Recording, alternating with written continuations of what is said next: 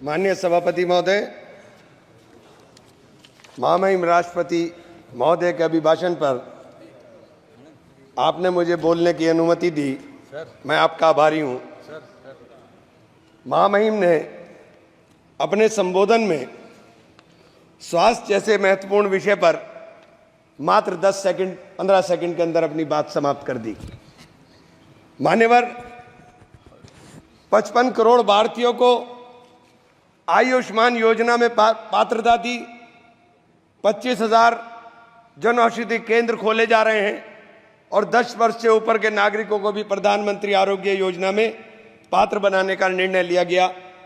लेकिन मान्यवर, इसके साथ ही एक और बात जो बार बार कही जा रही है कि जिस परिवार के अंदर 6 यूनिट होंगी केवल उनका ही आयुष्मान कार्ड बनेगा।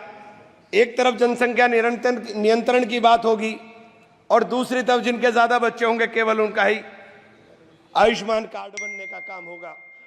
आयुष्मान योजना के अंदर जब आप प्रगति का जश्न मनाते हुए इस चुनौती को भी स्वीकार करिए कि इस योजना में लगभग 34 करोड़ कार्ड जारी किए गए, जिनमें से 6.5 करोड़ 80 लाख लाभार्थियों को उपचार मिला। 55 करोड़ में से अभी भी 20-21 करोड़ के लोगों को कार्ड इस योजना के शुरू होने के 6 वर्ष 6 माह के बाद भी देश के अंदर नहीं मिल पाए। मान्यवर, एक ही टेलीफोन नंबर के ऊपर जिस प्रकार से लाखों कार्ड, एक टेलीफोन नंबर के ऊपर लाखों 7.5 लाख आयुष्मान कार्ड बना दिए गए।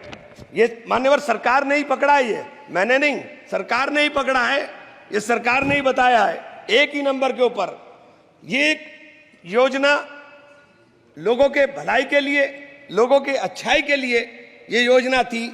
लेकिन इस योजना की अंदर जो खामियां हैं, मैं केवल उनके तरफ ध्यान दिलाने का काम कर रहा हूं। आयुष्मान योजना के जिस SECC डाटा सूची को बिना वेरिफिकेशन और जांच का आधार माना गया, उस सूची में भारी विसंगति है। 100 करोड़ रुपए की प्रॉपर्टी वालों के आयुष्मान बन गए, अल्पसंख्यकों के, दलितों के, आदिवासियों के और पिछड़ों के जो गरीब परिवार हैं उनके कार्ड नहीं बन पाए। मान्यवर, मैं ये बात आपसे कहना चाहता हूं। मान्यवर, मैं ये बात आयुष्मान योजना के ऑडिट में भी कैग ने गंभीर अनियमितताएं पाई थी। माननीय अध्यक्ष जी, हेल्थ सर्विसेज हमारे देश के लिए, चूंकि जिस देश का नौजवान स्वस्थ होगा, जिस देश का नौजवान स्वस्थ होकर के काम करेगा, वही देश तरक्की करेगा। स्वास्थ्य के ऊपर जब आप बात करते हैं कि हमने 315 मेडिकल कॉलेज नए बना दिए, लेकिन उन मेडिकल कॉलेज के अंदर क्या मानकों के अनुरूप आपने जो उपकरण है उनको उपलब्ध कराने का काम किया, या उन मानकों के अनुरूप आपने डॉक्टर उपलब्ध कराने का काम किया? मान्यवर, मेरे यहाँ शेखुलिन मेडिकल कॉलेज बनाया गया, 10 साल हो गए उस मेडिकल कॉलेज को, लेकिन आज तक उस मेडिकल कॉलेज की भवन हस्तांतरित नहीं हुआ। और जब भवन हस्तांतरित नहीं हुआ तो अनुरक्षण का पैसा नहीं मिला। मान्यवर, 10 साल तक जिसके ऊपर मेंटेनेंस ना हो, उस भवन को बताइए उसकी स्थिति क्या हो गई हो। मेडिकल कॉलेज बना दिया है, लेकिन मेडिकल कॉलेज के अंदर डॉक्टर नहीं है, एक भी सुपर स्पेशलिटी विभाग नहीं है। आप कह रहे हैं मेडिकल कॉलेज है, कोई सुपर स्पेशलिटी नहीं है। और जब सुपर स्पेशलिटी नहीं है तो फिर मरीजों को बाहर जाना पड़ेगा। मान्यवर, बड़ा चारों तरफ से घिरा हुआ, 3-3, 4-4 प्रदेश से घिरा हुआ क्षेत्र है मेरा। जब मेरे जैसे क्षेत्र जो समृद्ध क्षेत्रों के अंदर भी लगता है, वहां पर उस मेडिकल कॉलेज का, सरकारी मेडिकल राजकीय मेडिकल कॉलेज का ये हाल है, तो देश के अंदर क्या होगा? मान्यवर, इस तरफ ध्यान देने की जरूरत है। इसी प्रकार से आपने विश्वविद्यालय का है, विश्वविद्यालय मेरे मां शाकुंभरी विश्वविद्यालय खोला गया, 4 साल हो गए, लेकिन आज तक शैक्षणिक सत्र पूरा तरीके से स्टार्ट नहीं हो पाया। मान्यवर, पूरी बिल्डिंग आज तक नहीं बन पाई। मान्यवर, पूरा पैसा नहीं मिल पाया। आपके केंद्रीय विश्वविद्यालयों में जिस प्रकार के 45 केंद्रीय विश्वविद्यालयों में 30% से अधिक शिक्षण पद खाली पड़े हुए। मान्यवर, 30% से अधिक। AMU एक बहुत बड़ा शिक्षण संस्थान है, जहां शिक्षकों का अभाव है, उसका फंड लगातार काटा जा रहा है। किशनगंज के अंदर उसकी जो ब्रांच थी, वो ब्रांच ऑलमोस्ट बंद होने के कगार पर आ गई। मान्यवर, इन संस्थाओं से गरीबों के बच्चे पढ़कर निकल रहे हैं।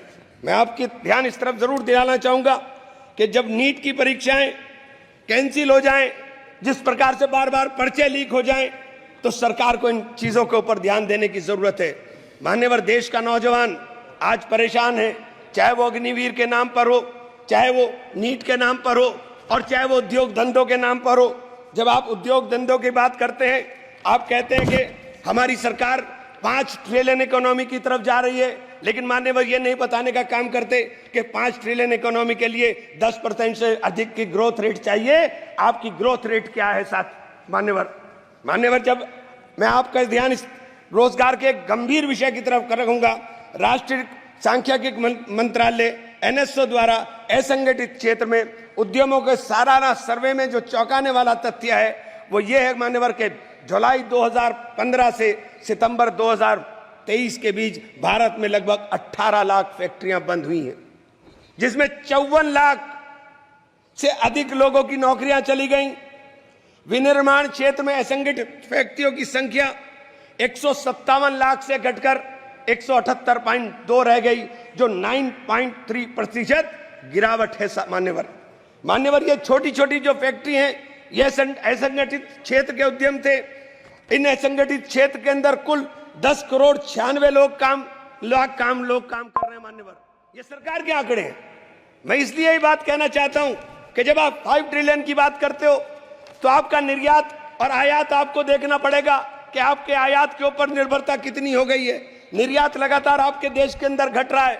मान्यवर, मेरे यहाँ काष्ठ कला उद्योग है, पूरे विश्व के अंदर सहारनपुर का फर्नीचर जाना जाता है।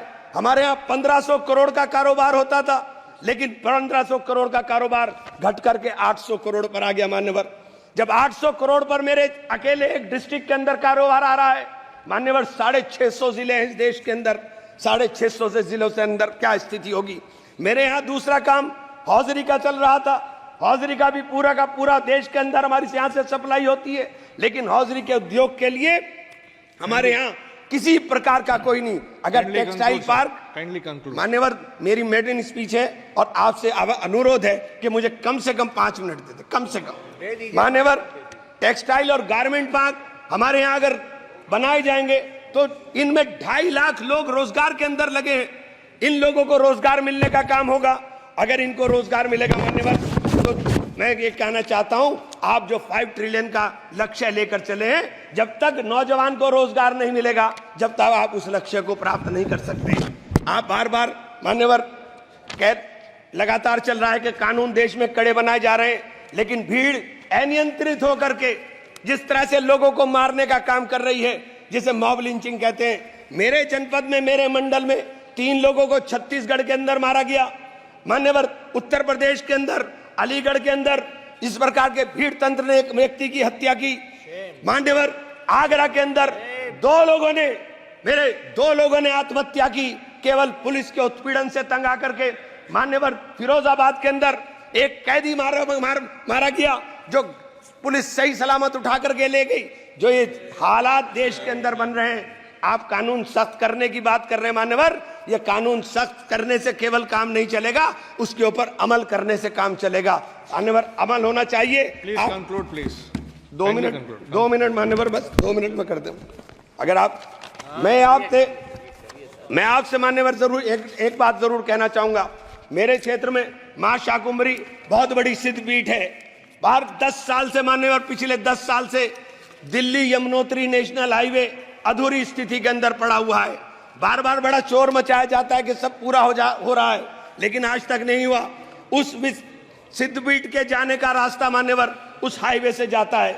अगर मान्यवर इसी योजना के अंदर उसको शामिल कर लिया जाए कि हमारी सिद्धपीठ के ऊपर जाने वाले श्रद्धालुओं को रास्ता सही मिल जाए, तो मान्यवर लाखों लोग उधर जाने का काम करते हैं। मेरे शहर के अंदर, सहारनपुर शहर के अंदर मान्यवर एक एलिवेटेड हाईवे की आवश्यकता सबसे ज्यादा थी। मैंने आपके माध्यम से अनुरोध करना चाहता हूं कि हम लोग जीत कर आए हैं, लोगों ने बड़ी उम्मीदों के साथ जीता है। और मुझे तो कहा था, रघुकुल रीत सदा चली आई, प्राण जाई पर वचन न जाई। जिन लोगों ने मुझसे वचन लेकर के जीत का वादा किया था, मान्यवर मेरी भी जिम्मेदारी है। श्री मैं जगदम्बिका आपसे हाथ पाल। जोड़कर विनती करता हूं मान्यवर सरकार को कहें कि हमारे श्री जगदम्बिका पाल। धन्यवाद।